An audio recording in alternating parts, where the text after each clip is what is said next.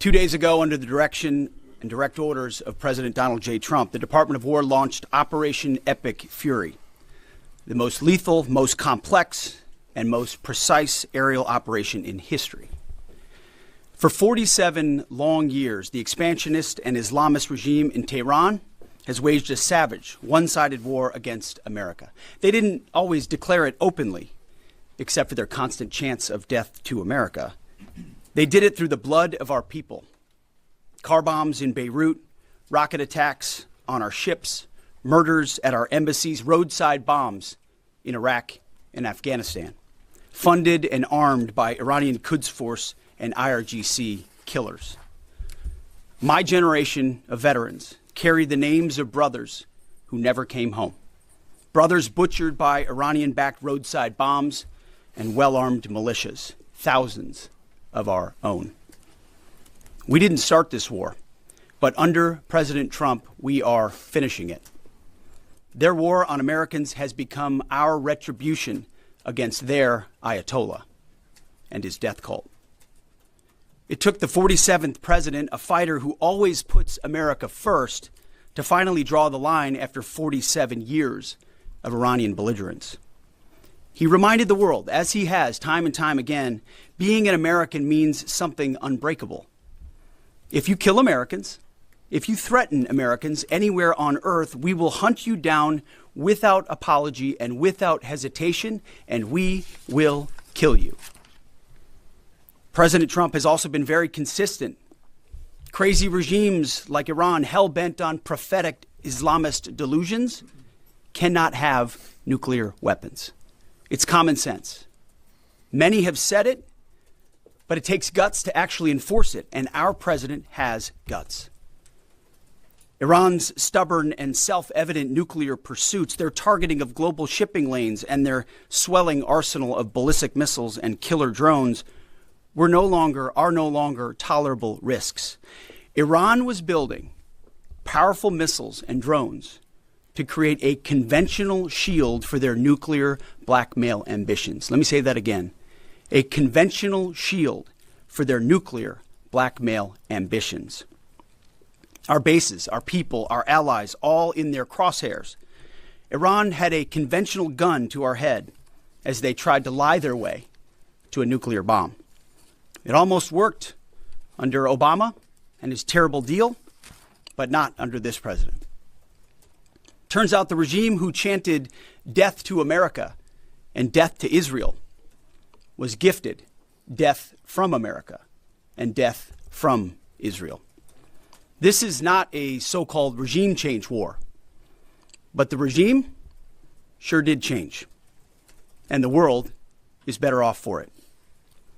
Today, in their desperation, the enemy is unmasked as Iranian missiles and drones rain down indiscriminately on the hotels, airports, apartments, and other civilian targets of their neighbors. Cowardly terrorist tactics from a regime that for decades has trafficked in cowardly terrorist tactics, lies, death, and destruction to this day. The Iranian leadership has built nothing except proxies and missiles and drones and deeply buried nuclear factories and facilities.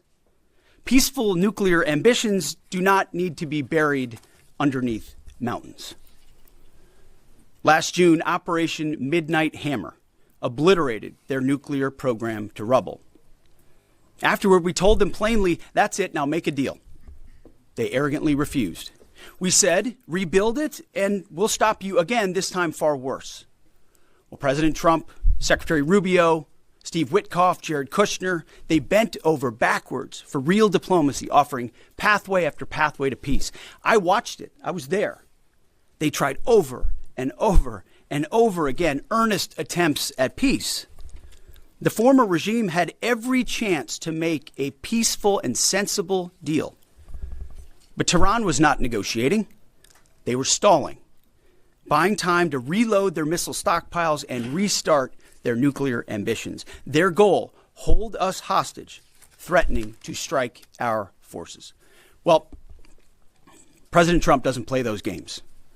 And as Secretary Rubio said after the Maduro raid, if you don't know, now you know. President Trump puts America and Americans first. He doesn't hesitate, and neither do our troops. The mission of Operation Epic Fury is laser-focused. Destroy Iranian offensive missiles, destroy Iranian missile production, destroy their navy and other security infrastructure, and they will never have nuclear weapons. We're hitting them surgically, overwhelmingly, and unapologetically. With every passing day, our capabilities get stronger and Iran's get weaker. We set the terms of this war, from start to finish. Our ambitions are not utopian. They are realistic, scoped to our interests and the defense of our people and our allies. Speaking of people, we hope the Iranian people take advantage of this incredible opportunity. President Trump has been clear, now is your time. To Iranian security forces, choose wisely. President Trump has also been clear about your fate in either direction. To the media outlets and political left screaming endless wars, stop. This is not Iraq. This is not endless. I was there for both. Our generation knows better, and so does this president. He called the last 20 years of nation-building wars dumb, and he's right. This is the opposite. This operation is a clear, devastating, decisive mission. Destroy the missile threat, destroy the Navy, no nukes. Israel has clear missions as well, for which we are grateful.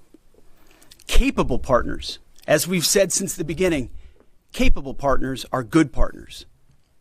Unlike so many of our traditional allies who wring their hands and clutch their pearls, hemming and hawing about the use of force.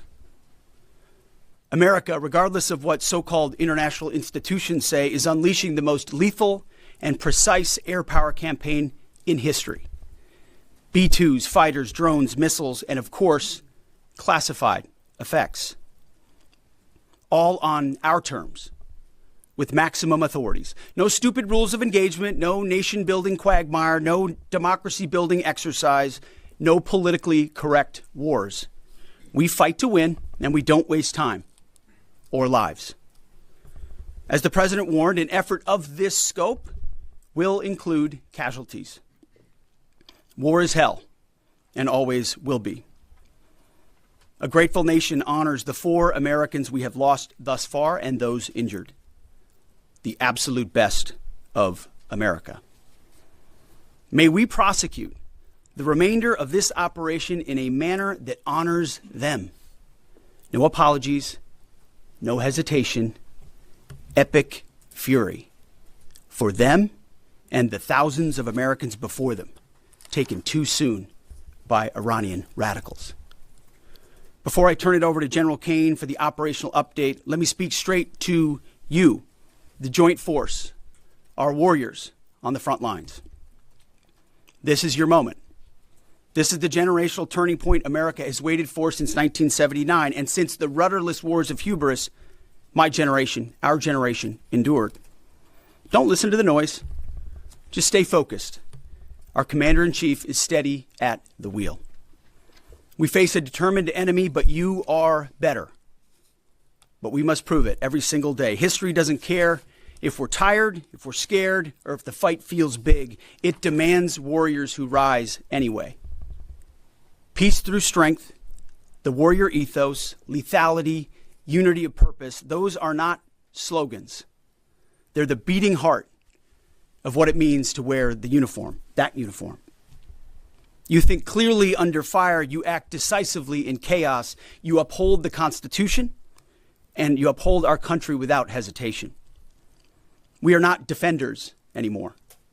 We are warriors, trained to kill the enemy and break their will. History is watching. Be the force you swore an oath to be, focused, disciplined, lethal, and unbreakable.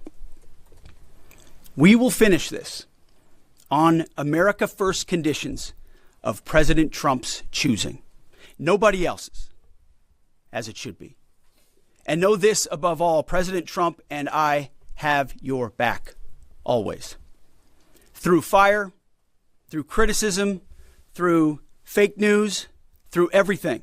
We unleash you because you are the best, most powerful, most lethal fighting force the world has ever seen.